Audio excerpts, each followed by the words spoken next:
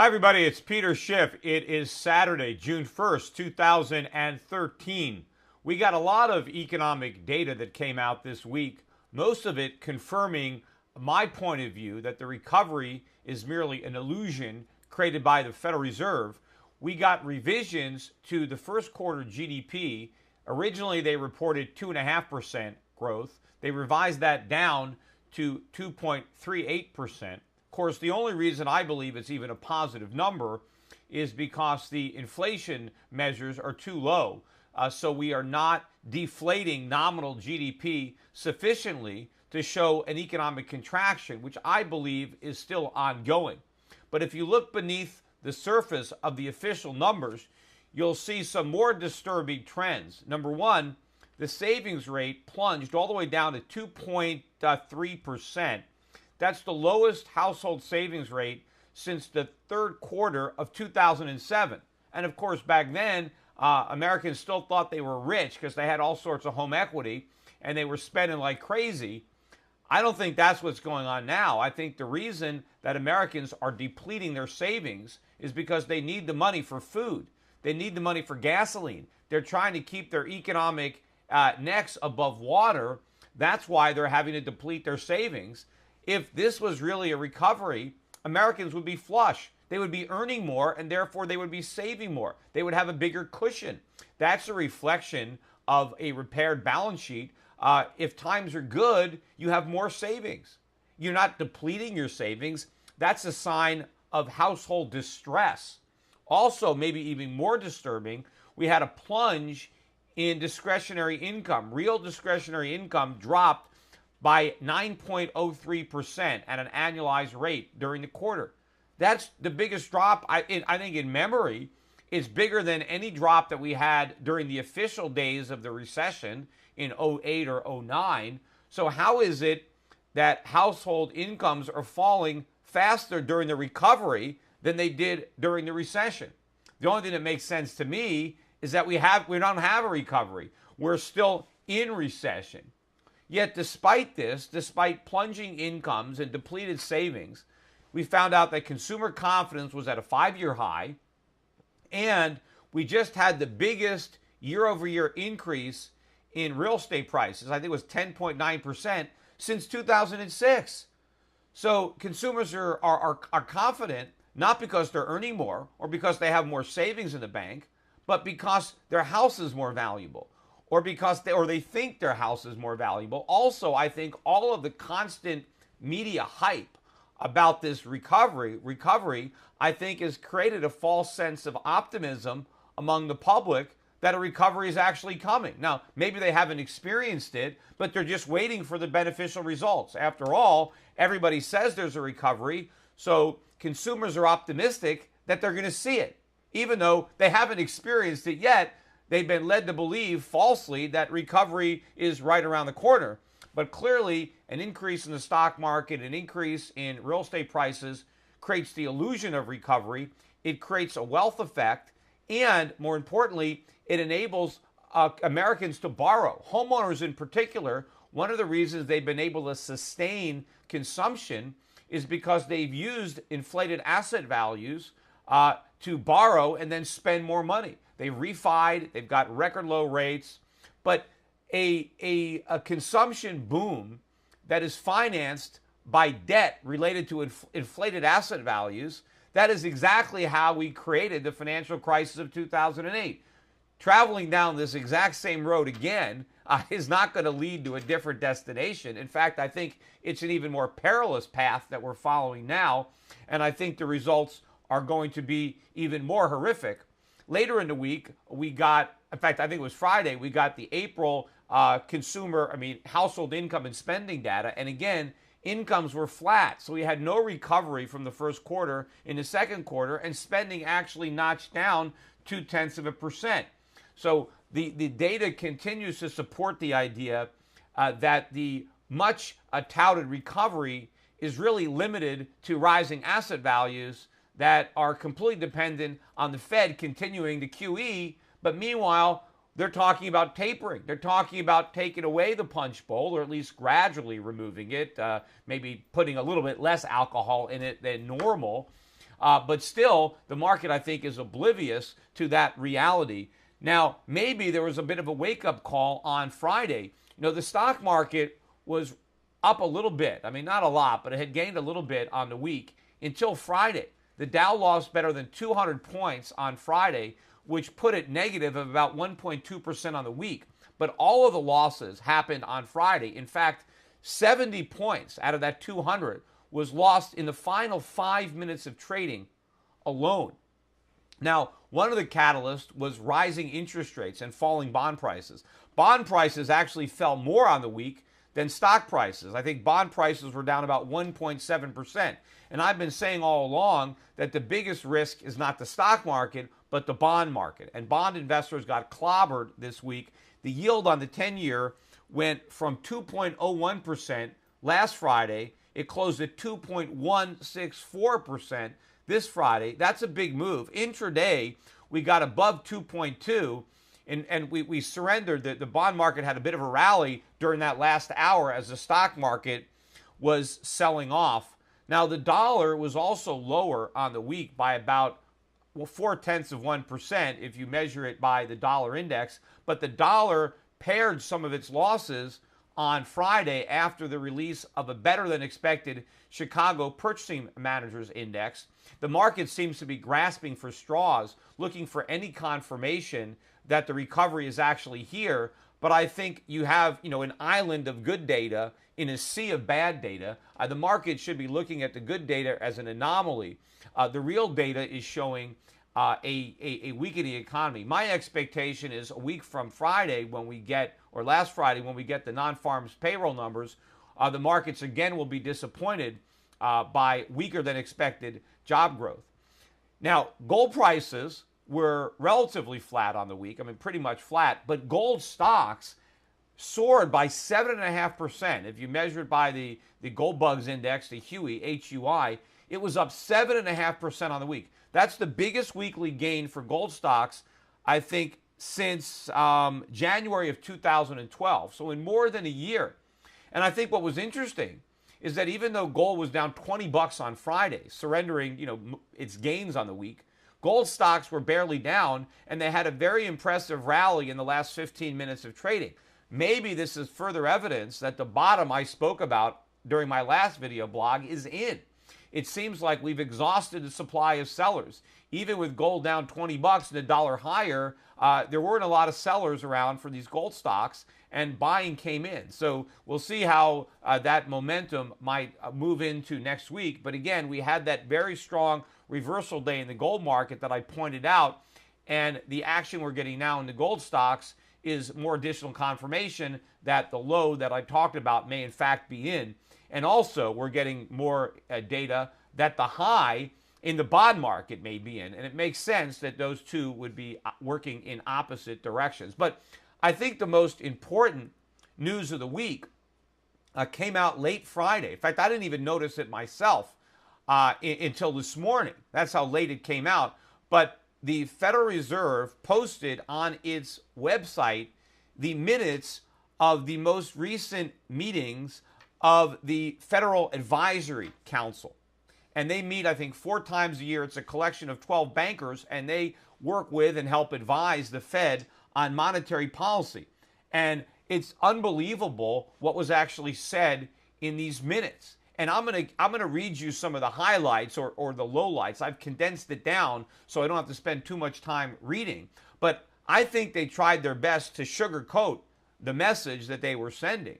But when you read between the lines, and it doesn't take much to do that, basically what it boils down to is they're admitting that the Fed's monetary policy has not been effective. It hasn't produced legitimate economic growth. All it's done is inflate asset bubbles that have made us feel good, that have made us borrow too much money and spend too much money, but the Fed has completely distorted the market, and that when the QE stops, it's going to be a complete disaster.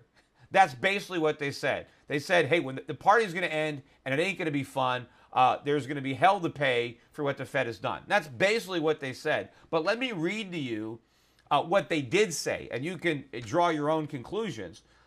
So and again, I'm not reading every word. I'm just taking the important parts out of. You can get out of what they said. You can see the entire minutes. They're up.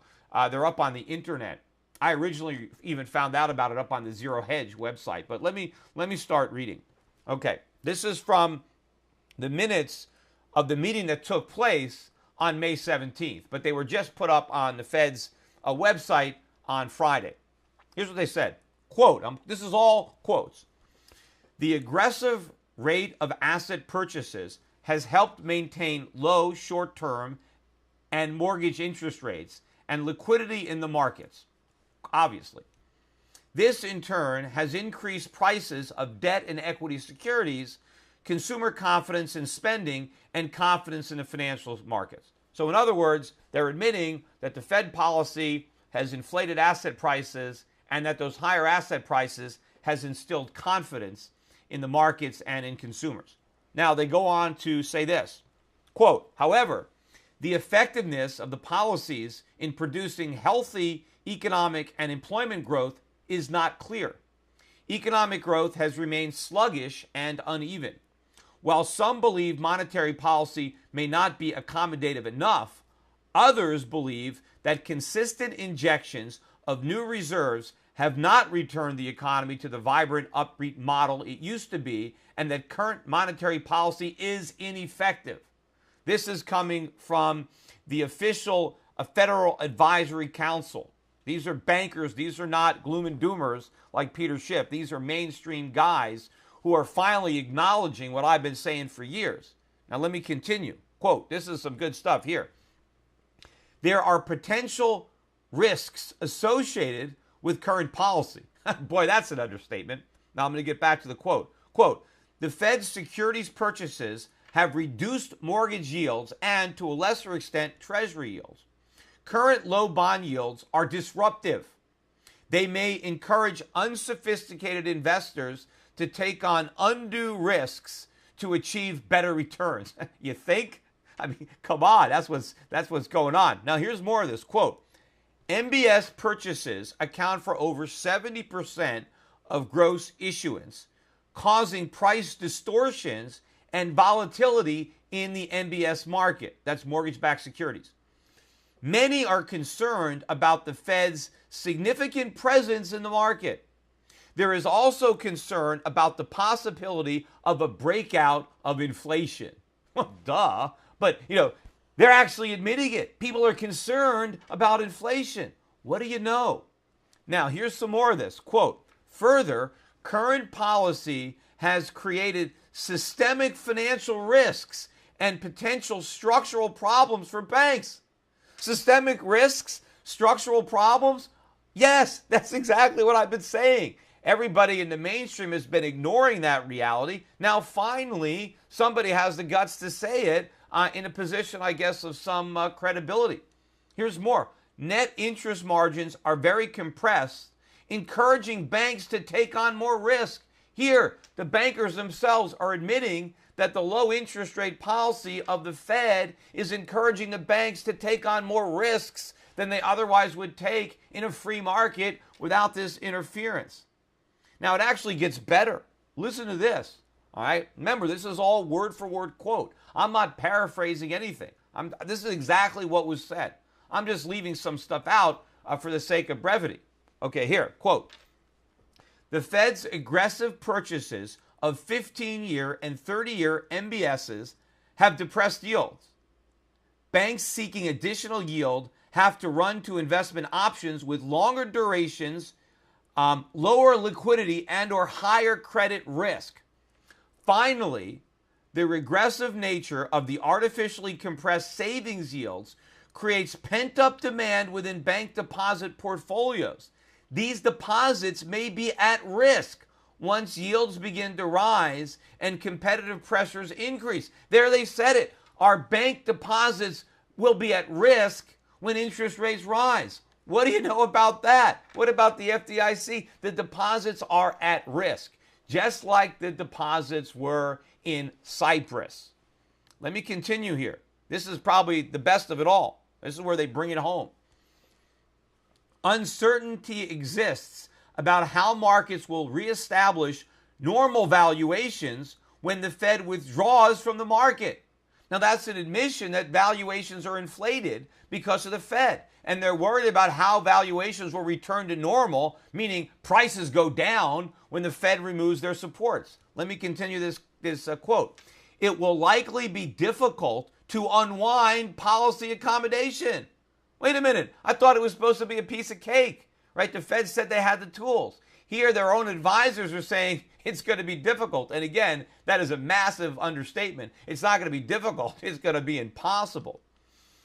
And the end of monetary easing may be painful for consumers and businesses. Let me repeat that. The end of monetary easing may be painful for consumers and businesses. It won't just be painful, it will be excruciating. And not just consumers and businesses, they left out the government and taxpayers. I guess taxpayers and consumers, maybe they're the same thing, although not necessarily, because there are a lot of consumers who don't pay taxes. But I thought that we're having a recovery when the Fed removes the accommodation. But if the removal of the accommodation will be painful, doesn't that mean that we're back in recession? Because if the economy were still growing, that wouldn't be painful. The pain only comes as we relapse into recession. So to me, this is an admission that the phony recovery will end when the stimulus ends, and we'll be right back in the pain of a recession. Here's the final sentence. Given the Fed's balance sheet increase of approximately $2.5 trillion since 2008, the Fed may now be perceived as integral to the housing financial system, to the housing finance system. It's more than just integral. The Fed is the housing finance system. The government guarantees all the mortgages, and the Fed buys them. See, this is worse than what happened during the housing bubble that burst in 2008. Yes, you had government guaranteeing the mortgages, but they were still owned privately. Now, not only does the government guarantee even more of the mortgages than they did then, but the government actually owns all of the mortgages. Now, I think this is some very startling information to come from a mainstream source. Now, I mean, none of it surprises me. I mean, I've been saying this for years, and the mainstream has ignored my voice and voices similar because they say we're kooks, we're nuts, we're stop clocks, stuff like that. But how are they going to say that about this committee, the Federal Reserve Advisory Committee? These are mainstream bankers finally coming to the same conclusion. Now, I don't think they're as dire in their warnings because I think they're deliberately sugarcoating this. But the fact that they're pointing this out, to me, shows that they know how screwed up the situation is, the box that the Fed is really in, and how badly this is going to end. Now, I'm not sure exactly when this got up on the Fed website and whether it was partially responsible for that sharp sell-off going into the close. We'll find out because the information is now out there. It's being reported. We'll see how the Asian markets react to it on Sunday night. I mean, maybe this could be the equivalent of the irrational exuberance comments of Alan Greenspan back in, 1996, 97 or something. Now, of course, the market sold off originally. There was a one-day sell-off, and then, of course, the markets ignored the chairman and went up anyway. I think that what these minutes reveal is far more startling and potentially disruptive than the comments that Alan Greenspan made about irrational exuberance, because I think this shows that the exuberance is far more irrational now than it ever was back then. So we'll see Sunday night if there's any reaction to this in the currency markets, in the precious metals markets, in the stock markets. But I think that it has the potential to be a big wake-up call. Maybe it could be a emperor has no clothes type moment. That's all for now. Don't forget to tune in to my daily radio show, The Peter Schiff Show, if you want to get more frequent coverage of this ongoing situation. Remember, I do it every weekday from 10 a.m. to noon Eastern Time. That's Monday through Friday, 10 to noon. And you can listen at schiffradio.com if it's not on a radio station in your area. If you can't tune into the live broadcast, we repeat the 2-hour program continuously on a loop the entire day until the next live broadcast. And as always, keep checking in at the Schiff Report. I will be updating my video blog with more information as it becomes available. That's all for now. Take care, everybody.